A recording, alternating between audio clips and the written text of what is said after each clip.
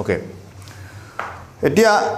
মেণ্ডেলিফৰ বিষয়ে আমি গম পালোঁ যে প্ৰথমতে তেওঁ পাৰমাণৱিক ভৰৰ ওপৰত ভিত্তি কৰিছে আৰু দ্বিতীয়তে তেওঁ ৰাসায়নিক বিক্ৰিয়াৰ ওপৰত ভিত্তি কৰিছে ৰাসায়নিক বিক্ৰিয়াৰ ওপৰত যেতিয়া ভিত্তি কৰিছে তেতিয়া তেওঁ কাৰ ৰাসায়নিক বিক্ৰিয়া লৈছে কাৰ লগত কৰা ৰাসায়নিক বিক্ৰিয়া লৈছে হাইড্ৰোজেন আৰু অক্সিজেন আচ্ছা বেলেগ মৌলৰ লগত ৰাসায়নিক বিক্ৰিয়া কিয় লোৱা নাই এইটো প্ৰশ্ন তোমালোকৰ মনত হ'ব লাগে তোমালোকৰ মনত আহিব লাগে যে মেণ্ডেলিফে কিয় অকল হাইড্ৰোজেন আৰু অক্সিজেনৰ সংকেতবিলাকে লিখিছে কিয় বেলেগ মৌলৰ সংকেতবিলাক লিখা নাই বুজি পাইছা কিয় ক'ব পাৰিবা নে আইডিয়া চোৱা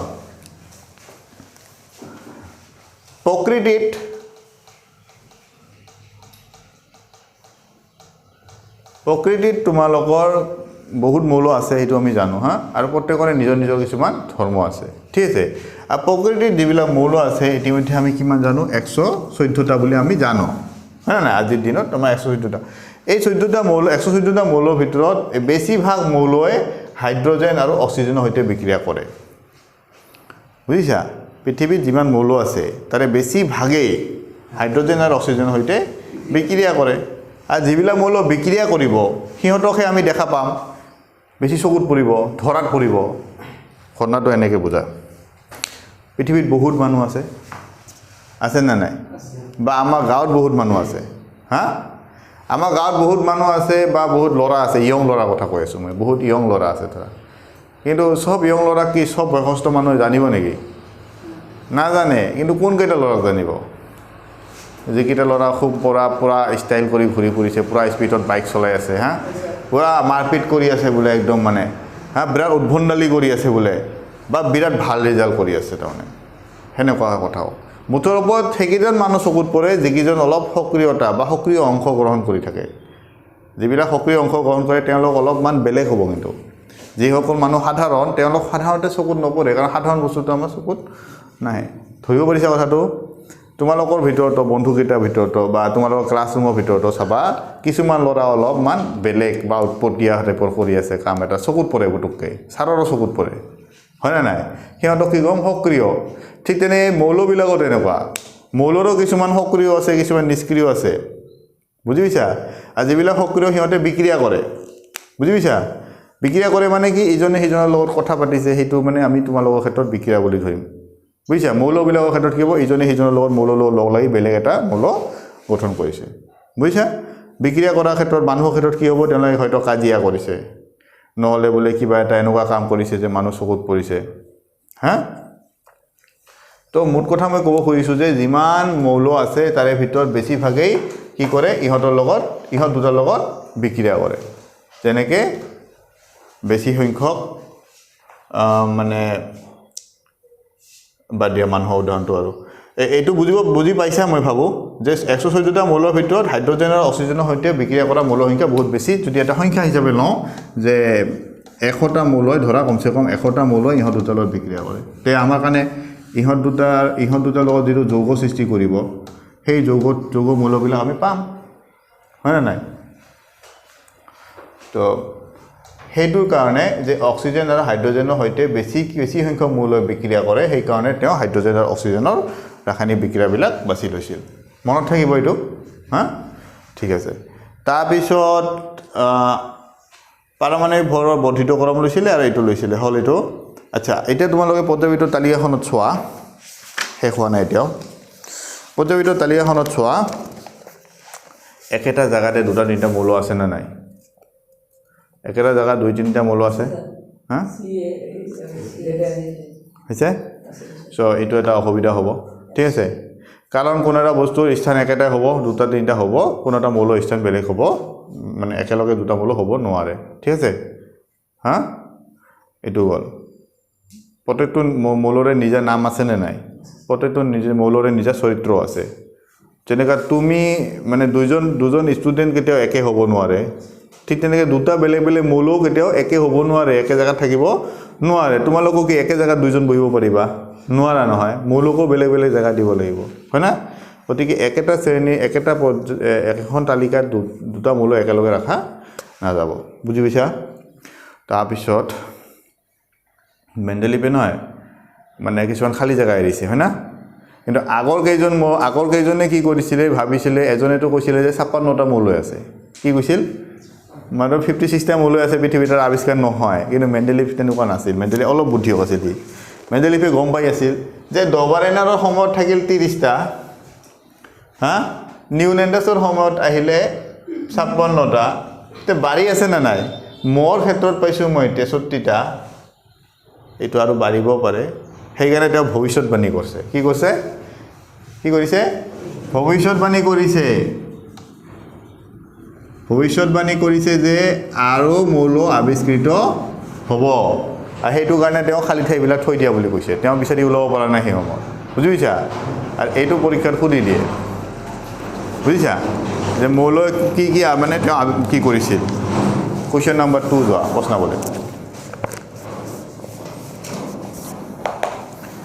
কোৱেশ্চন নম্বৰ 2 ছোৱা প্ৰশ্নটো পঢ়িম এতিয়া যে গেলিয়ামৰ উপৰিও আন কোন কেইটা মৌলৰ বাবে মৌল কেইটা আৱিষ্কাৰ হ'ব আচলতে আৱিষ্কাৰ হোৱাৰ পূৰ্বেই মেণ্ডেলিফে তেওঁৰ তালিকাত ঠাই ৰাখি থৈ গৈছিল যিকোনো দুটা লিখিব কৈছে ধৰিব পাইছা কোৱেশ্চনটো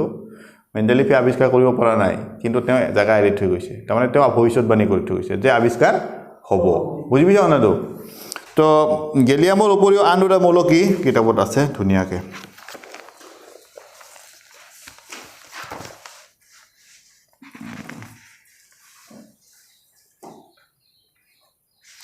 এই যে চোৱা এই প্ৰথম শাৰীটো চোৱা কিতাপত ওপৰৰ ফালে পেজ নম্বৰ 84 অনাৱিষ্কৃত মৌল স্কেন্ডিয়াম গেলিয়াম আৰু জাৰ্মেনিয়ামক মেণ্ডেলিফে ক্ৰমে একা বৰণ একা এলুমিনিয়াম আৰু একা সিলিকন নাম দিছিল পাইছা হা তো গেলিয়ামক নাম দিছিল কি একা এলুমিনিয়াম হা গেলিয়ামৰ বাহিৰে বেলেগ বেলেগ কি মৌল পাইছো মানে আজিৰ ডেটৰ মৌলৰ দুটা নাম হৈছে স্কেন্ডিয়াম আৰু জাৰ্মেনিয়াম তেওঁ স্কেন্ডিয়ামক নাম দিছিলে একা বৰণ ঠিক আছে আৰু জাৰ্মেনিয়ামক নাম দিছিলে একা সিলিকন তো তোমালোকে লিখিবা যে জাৰ্মেনিয়াম আৰু স্কেন্ডিয়াম ঠিক আছে হ'ব প্ৰশ্নাৱলীৰ দুটা কোৱেশ্চন আনসাৰ হ'ল আচ্ছা এতিয়া মেণ্ডেলিফৰ পৰ্যায়িত তালিকাখনত মেণ্ডেলিফে যেটো আটাইতকৈ ডাঙৰ সমস্যা অনুভৱ কৰিছিল হেতু আছিল হাইড্ৰজেনৰ লগত বুজিছা বা মেণ্ডেলিফৰ যদি কোৱা হয় আটাইতকৈ ডাঙৰ সীমাবদ্ধতা কি হেতু কি হাইড্ৰজেন তেওঁ হাইড্ৰজেনৰ সঠিক স্থান দিব পৰা নাছিল তেওঁ দেখিছিল যে হাইড্ৰজেনৰ ধৰ্মবিলাক ধাতুৰ লগতো মিলে আকৌ দেখিছিল যে হাইড্ৰজেনৰ ধৰ্মবিলাক অধাতুৰ মৌলবিলাকৰ লগত মিলে বুজি পাইছা সো সেই কাৰণে তেওঁ কি কৰিলে তেওঁৰ মেইন সীমাবদ্ধতাটো আছিলে মানে হাইড্ৰজেনৰ লগত এতিয়া আমি এই মেণ্ডেলিফৰ আটাইবিলাক সীমাবদ্ধতা একেলগে লিখাৰ চেষ্টা কৰিম ঠিক আছে হা এইটো ইম্পৰ্টেণ্ট হৈ যায় তোমালোকৰ মেণ্ডেলিফৰ সীমাবদ্ধতা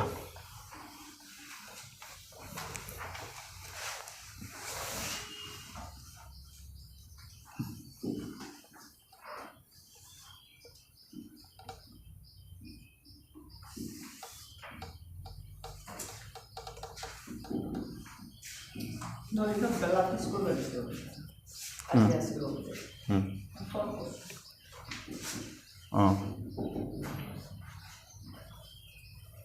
মেণ্ডেলিফৰ সীমাবদ্ধতা মেণ্ডেলিফৰ সীমাবদ্ধতা প্ৰথমটো লিখা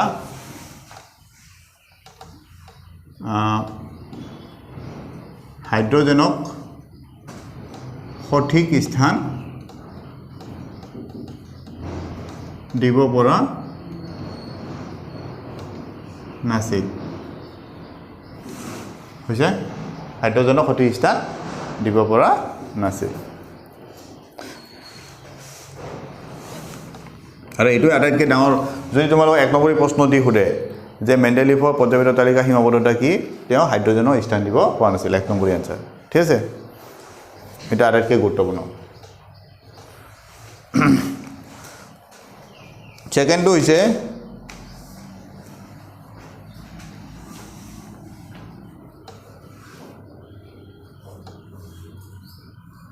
পাৰমাণৱিক ভৰৰ ওপৰত ভিত্তি কৰাৰ বাবে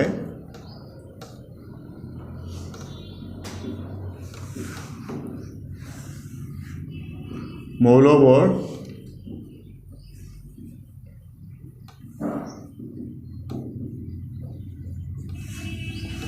ক্ৰমিকভাৱে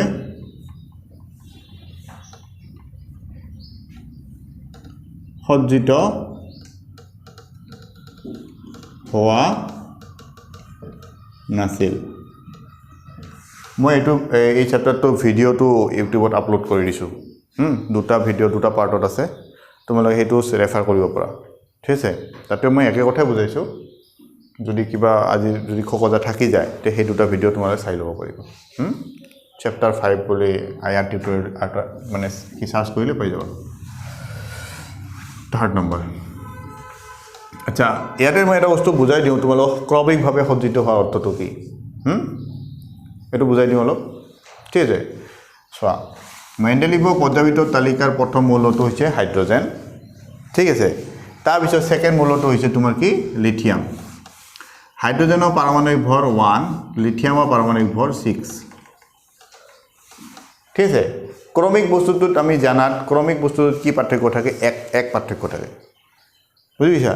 ক্ৰমিক হ'ব লাগিলে বস্তুটোৰ মাজত কি পাৰ্থক্য থাকিব লাগিব 1 2 3 4 যেনেকুৱা ইহঁতৰ মাজত প্ৰত্যেকৰে মাজত পাৰ্থক্য কিমান 1 কিন্তু মেণ্ডেলিভৰ পৰ্যায়বৃত্ত তালিকাখনত যিবিলাক মৌল আছে তাহাঁতৰ ক্ৰমিকতাটো নাই বুজিছা একৰ পিছত ডাইৰেক্ট 6 2 3 4 5 ক'ত গ'ল এই মানখিনি বুজিছা এইটো এটা সীমাবদ্ধতা ঠিক আছে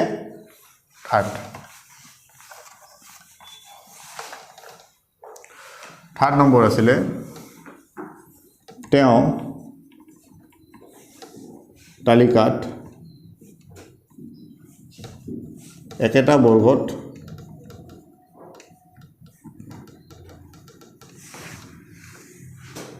দুটা বা ততোধিক মৌল স্থান পাইছে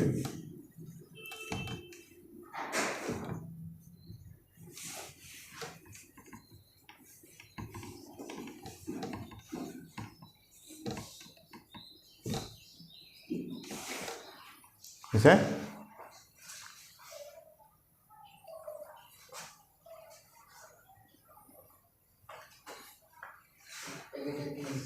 কোনটো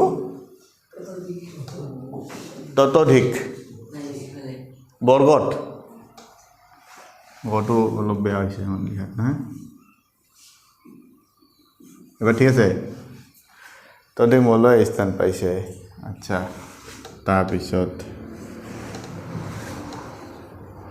তেওঁ কিছুমান মৌলৰ বিষয়ে ভৱিষ্যতবাণী কৰিছিল কিছুমান মৌলৰ বিষয় ভৱিষ্যতবাণী এইটো বেছি ষ্ট্ৰং পইণ্ট নহয় দেই এইটো পইণ্টটো ভৱিষ্যতবাণী কৰিছিল সেইবাবে খালী স্থান আছিল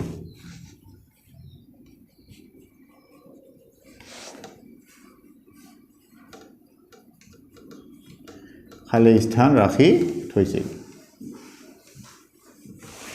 তাৰপিছত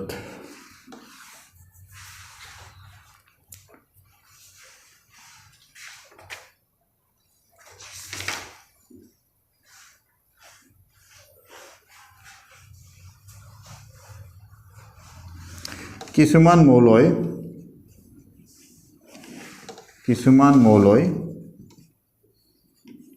পৰ্যায়বৃত্ত সূত্ৰটো মানি নচলে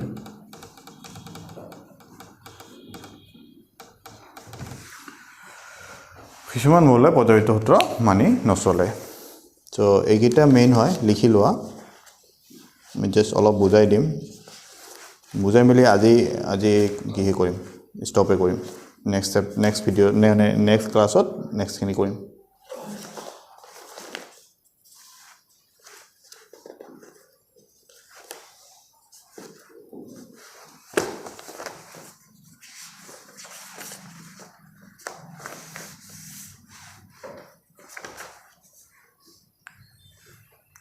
আৰু এটা পইণ্ট আছে নিষ্ক্ৰিয় গেছৰ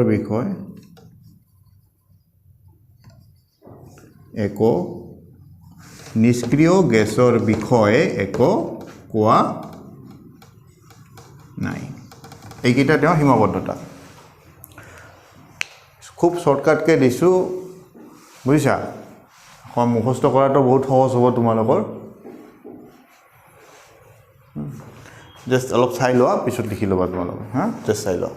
প্ৰথমটো কি হাইড্ৰজেনক সঠিক স্থান দিব পৰা নাছিল ইয়াৰ কাৰণ হৈছে কি যে হাইড্ৰজেন কেতিয়াবা ধাতুৰ লগত মিলিছে আহি কেতিয়াবা অধাতুৰ লগত মিলিছে ধৰ্ম সেইকাৰণে তাক আমি সঠিক স্থান দিব পৰা নাছিল এইটো তাৰ সীমাবদ্ধতা সেকেন্ড পাৰমাণবিক ভৰৰ ভিত্তি হোৱাৰ বাবে মৌলবোৰ ক্ৰমিকভাৱে সজ্জিত হোৱা নাছিল তুমি বুজাই কৈছো তোমালোকক হা একৰ পৰা ডাইৰেক্ট 6 জাপ কৰি আহিছে কিন্তু হ'ব লাগিছিল 1 2 3 4 তেনেকুৱাকৈ যাব লাগিছিল